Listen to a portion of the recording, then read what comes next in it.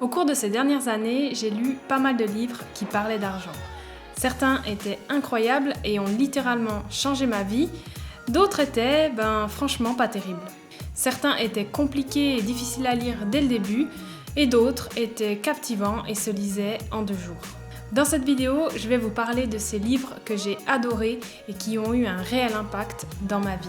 Les 7 livres que je vais vous présenter vous permettront de comprendre 80% de ce qu'il faut savoir à propos de l'argent. Et si jamais ça vous intéresse, vous retrouverez à la toute fin de la vidéo l'ensemble des 42 livres mentionnés dans le titre.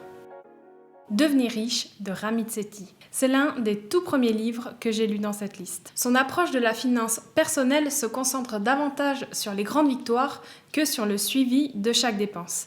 L'idée est de se concentrer sur ce qui fera une réelle différence dans la vie, c'est-à-dire obtenir un travail bien payé, négocier son salaire, investir chaque mois de façon automatique et éliminer les mauvaises dettes. Bref, le genre de choses qui fait que vous n'aurez plus à vous soucier du prix d'un café ou d'une entrée au restaurant. L'autre concept que j'ai bien aimé, c'est de dépenser sans compter pour les choses que l'on aime et de couper les frais pour les choses que l'on n'aime pas. Avant de lire ce livre, j'étais assez préoccupée par le fait de réduire mes dépenses à tout prix. J'achetais toujours les produits les moins chers au supermarché, vous savez ceux qui sont tout en bas des rayons. Je demandais aussi toujours une carafe d'eau au restaurant parce que c'était gratuit et je faisais attention au prix des plats avant de commander. Mais au final, je me sentais très frustrée de ce mode de vie plutôt frugal. Et en lisant ce livre, j'ai arrêté de me préoccuper des questions à 2 € et à la place, j'ai appris à vraiment réfléchir aux questions qui font une réelle différence. En fait, le genre de question qui fait une différence de plusieurs milliers d'euros. Maintenant, j'achète ce qui me fait plaisir au supermarché et je prends des légumes bio et qui viennent d'à côté de chez moi. Parce que justement, je ne me préoccupe plus de ces 2 € de différence. Par contre, en contrepartie, j'ai appris à investir. Je place 1 000 € tous les mois et j'ai choisi une plateforme avec le moins de frais possible. J'ai résilié des assurances inutiles qui me coûtaient des centaines de francs suisses par année et j'ai changé de travail pour négocier mon salaire et gagner plus. Bref, ça ce sont des actions qui ont vraiment un impact sur ma fortune. Et à la suite de ça, j'ai mis en place une routine pour gérer intentionnellement mon argent tous les mois. J'ai une répartition de mes revenus qui se fait maintenant de manière automatique. C'est-à-dire que j'ai une partie de mon argent qui est utilisée pour payer les frais fixes obligatoires. Ensuite, j'ai 2 virements systématiques en début de mois. Un pour mon compte épargne pour préparer des projets qui nécessiteraient une grosse somme d'argent et un autre virement pour investir. Tout le reste, je le dépense pour le plaisir. Enfin, j'essaie. Et franchement, ça fonctionne plutôt bien. J'ai pas vraiment l'impression de me priver et je vois que mon portefeuille en bourse grossit de plus en plus année après année. La psychologie de l'argent de Morgan Housel. En fin de compte, l'argent concerne autant la psychologie que les mathématiques. Dans ce livre, on comprend que nos esprits perçoivent et interagissent avec l'argent de façon biaisée. Nos sentiments envers l'argent et nos expériences passées ont souvent beaucoup plus d'importance que la connaissance financière brute que l'on peut avoir. Et nous sous-évaluons bien trop souvent le rôle du hasard ou de la chance dans le succès financier d'une personne. On apprend ce qu'il faut faire et ne pas faire en étudiant des gens qui ont eu une vie ou un parcours incroyable comme Elon Musk ou Bill Gates et on pense que l'on peut répliquer le même schéma en appliquant les mêmes habitudes. Mais plus l'histoire est exceptionnelle, plus il est probable que la chance ait joué un rôle important dans le résultat et donc on ne peut pas vraiment en tirer des leçons à appliquer dans notre propre vie. L'auteur recommande davantage de faire attention aux modèles et non aux personnes. Imaginez que pour atteindre le succès, il y ait 2 routes possibles, la route A et la route B. Si une seule personne a réussi en prenant la route A, mais que 10 autres personnes ont connu le succès en empruntant la route B, il semble bien plus sage de choisir la route B. La raison est simple, il est beaucoup plus probable que le succès de la personne sur la route A soit dû à la chance ou à des circonstances exceptionnelles. En revanche, avec plusieurs personnes réussissant sur la route B, il y a de fortes chances que ce chemin soit plus fiable et beaucoup plus efficace pour la majorité des gens. Et cette façon de voir les choses semble évidente à première vue, pourtant on a tous tendance à l'oublier et à toujours compliquer les choses. Les meilleurs conseils financiers sont souvent les plus simples. Et pour la majorité des gens, opter pour des fonds indiciels à bas coût représente le meilleur choix possible en matière d'investissement. Sélectionner individuellement des actions, faire du trading ou encore de l'immobilier, tout ça, ça peut être des stratégies gagnantes pour certaines personnes, mais pour la plupart des gens, ce sera juste une mauvaise façon d'investir. En fait, il n'y a rien de bien compliqué en finance et cela ne nécessite pas beaucoup de chance ni de hasard. Il faut simplement faire 3 choses: dépenser moins que ce que vous gagnez, investissez correctement et gagnez plus. Voilà, c'est tout ce qu'il faut savoir sur la finance. Your Money or Your Life de Vicki Robin. Ça, c'est l'un des premiers livres publiés qui parlait d'indépendance financière et du mouvement FIRE. On le sait tous, l'argent n'achète pas le bonheur. Mais il peut vous acheter la liberté et franchement, la liberté, c'est plutôt cool. Parce qu'avoir suffisamment d'argent vous permet de ne plus stresser à propos des factures, vous permet de faire vos courses sans regarder les prix, vous pouvez aussi faire ce que vous aimez, voyager, passer du temps avec vos proches et surtout arrêter de travailler dans un job que vous n'aimez pas. Et pour ça, il n'y a pas de secret. Il faut comprendre que l'argent doit travailler pour vous et non l'inverse. Nous dépensons notre temps et notre énergie contre de l'argent. Quand nous achetons quelque chose, on ne le paye pas avec notre argent. On le paye avec les heures que l'on a passées à essayer de gagner cet argent. Et c'est en partie grâce à ce livre que j'ai eu envie de me lancer dans le minimalisme. Pour arrêter de dépenser mon argent dans des objets inutiles et en me concentrant sur ce qui est essentiel et qui apporte une réelle valeur dans ma vie. Par contre, ce bouquin a été écrit par une Américaine, donc il y a forcément des détails techniques qui ne nous concernent pas. Donc si vous êtes français, je vous recommande La retraite à 40 ans, c'est possible de Victor Lora. Je ne l'ai pas lu, mais il paraît qu'il est pas mal d'après les retours que j'en ai eus. Par contre, si vous êtes suisse comme moi, je vous recommande Libre à 40 ans en Suisse. Le livre est vraiment pas mal et vous y apprendrez énormément de choses.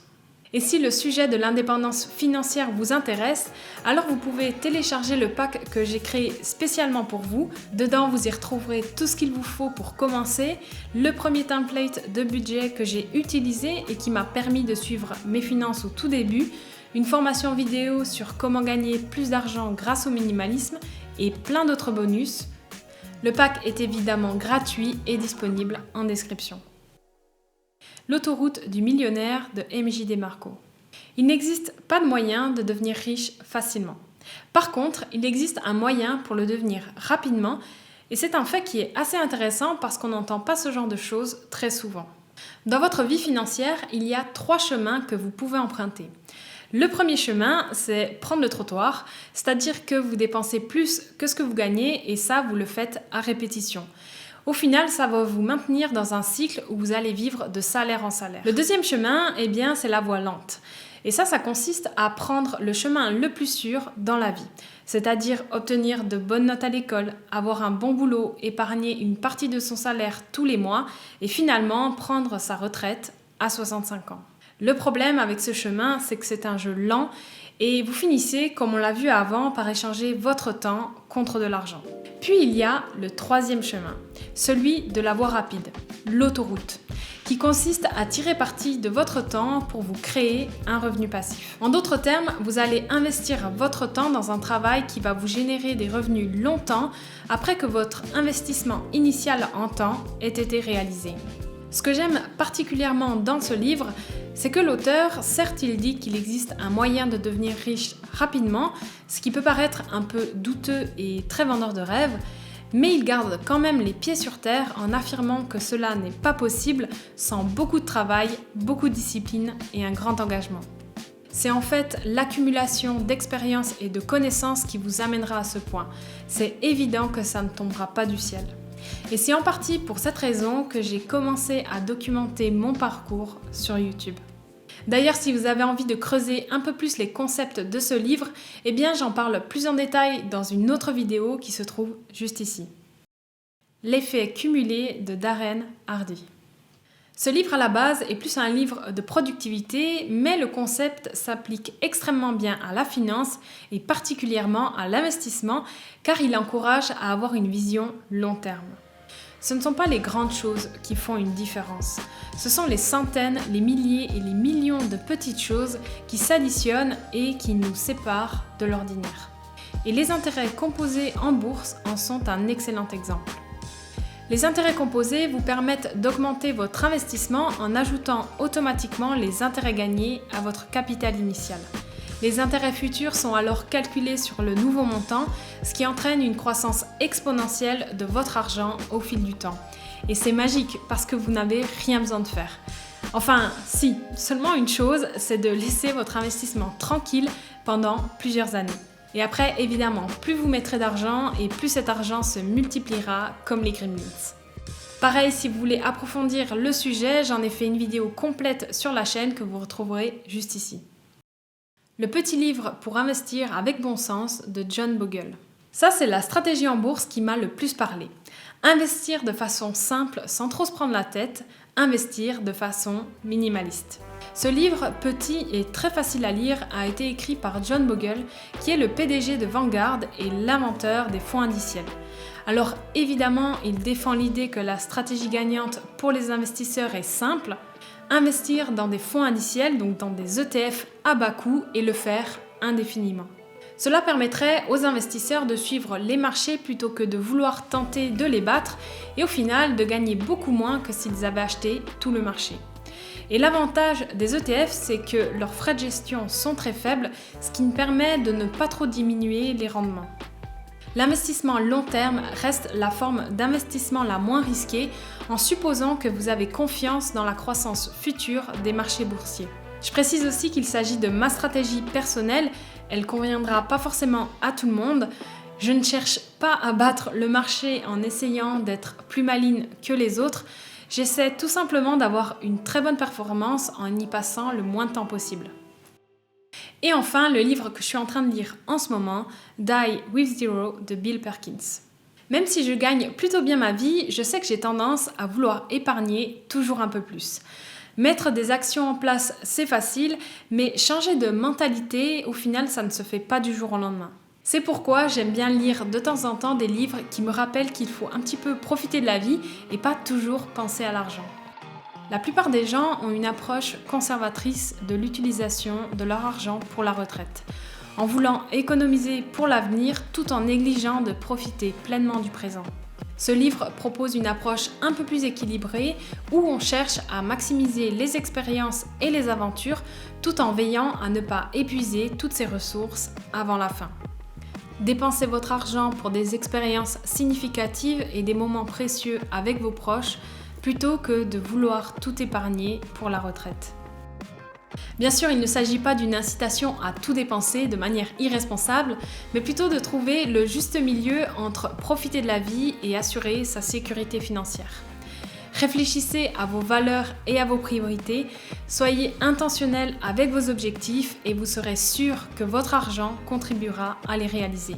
Avant de partir, si vous pouviez me faire une petite faveur, ce serait d'aller dans la section des commentaires de cette vidéo et de partager le livre qui vous a le plus marqué ou alors celui qui vous a permis de changer de point de vue sur un certain sujet. Comme vous imaginez, tous les livres que j'ai mentionnés dans cette vidéo proviennent de recommandations, donc j'espérais grâce à vous pouvoir ajouter un nouveau livre à ma liste de lecture. Je pense aussi que ça pourra aider d'autres personnes qui pourront y trouver de l'inspiration. Et si vous n'êtes pas encore abonné, n'oubliez pas de cliquer sur le bouton s'abonner juste en dessous et activer les notifications pour recevoir mes futures vidéos. Merci beaucoup d'avoir regardé la vidéo jusqu'au bout et j'espère vous revoir la prochaine fois.